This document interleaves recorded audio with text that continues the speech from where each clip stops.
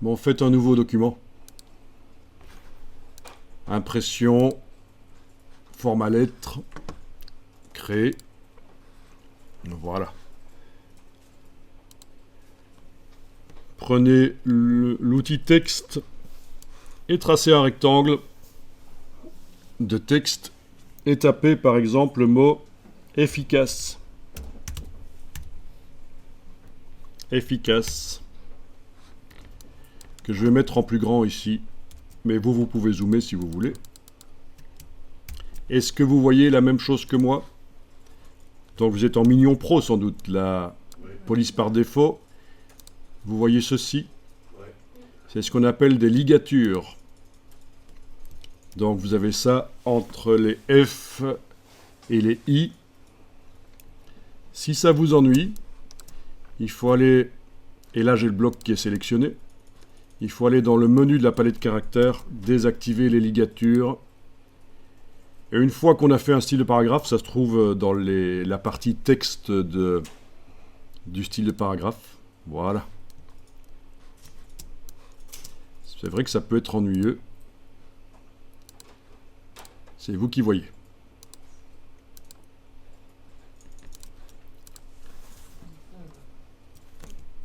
Ah tiens, pour le mot efficace, là je remarque que dans la palette caractères, je l'avais laissé en métrique. Je vais le faire passer en optique et en principe, voilà, c'est plus efficace. C'est la gestion des approches. On avait oublié ça. Donc ici, j'ai fait un bloc dans lequel j'ai tapé des chiffres avec un espace après.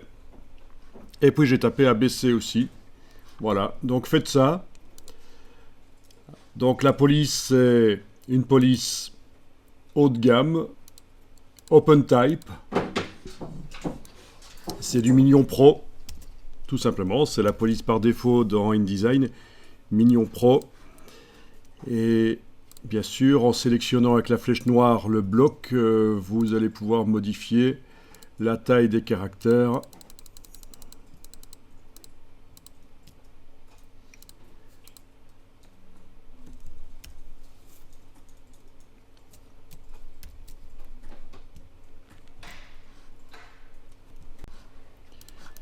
Donc, vous avez le bloc avec vos chiffres, il est sélectionné.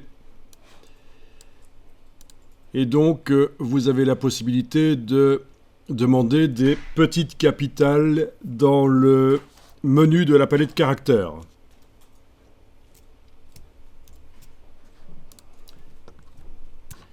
Il est possible que vous ayez ça également dans la barre contrôle au-dessus si vous sélectionnez avec l'outil texte plutôt que de sélectionner le bloc. Vous avez ici en effet les différentes possibilités, tout en capitale, petite capitale. Ça c'est pour vous avez l'exposant et l'indice, oui, ça c'est autre chose. Mais au passage, vous voyez que si vous vouliez faire des exposants et des indices, c'est là que ça se passerait. Bien, donc en petite capitale, voilà ce que ça donne. Quand donc dans le menu de la palette caractères, on a demandé petite capitale. Vous voyez ce qui se passe? On a certains chiffres qui sont plus hauts que d'autres. C'est ce qu'on appelle les chiffres elzévériens. Donc c'est une manière d'écrire des chiffres. Est-ce que c'est bien, est-ce que c'est pas? Ben, ça dépend. Ça fait un peu vieux en fait. Donc ça vient de l'éditeur Elsevier qui a inventé ça. Ça date d'il y a plusieurs siècles. Donc voilà, je suis dans Wikipédia. Elsevier, illustre famille de typographes et d'imprimeurs néerlandais, d'origine brabançonne, Louvain. Et toujours sur Wikipédia, les chiffres elzévériens. Voilà, comme ça vous voyez que ça existe, que ce n'est pas un problème de InDesign, que ça peut être utilisé. Ici, je suis sur le site de Adobe, l'aide de Adobe. Il y a plein de choses intéressantes et il vous montre juste que quand vous avez des chiffres elzévériens avec des capitales qui ne sont pas petites, ça fait quand même un peu pas très agréable à l'œil. Donc faites passer également les capitales en petites capitales, comme ça elles seront au même niveau que les chiffres elzévériens. C'est pas mal ça. Et voilà, il n'y a pas grand-chose de plus à dire par rapport à ça.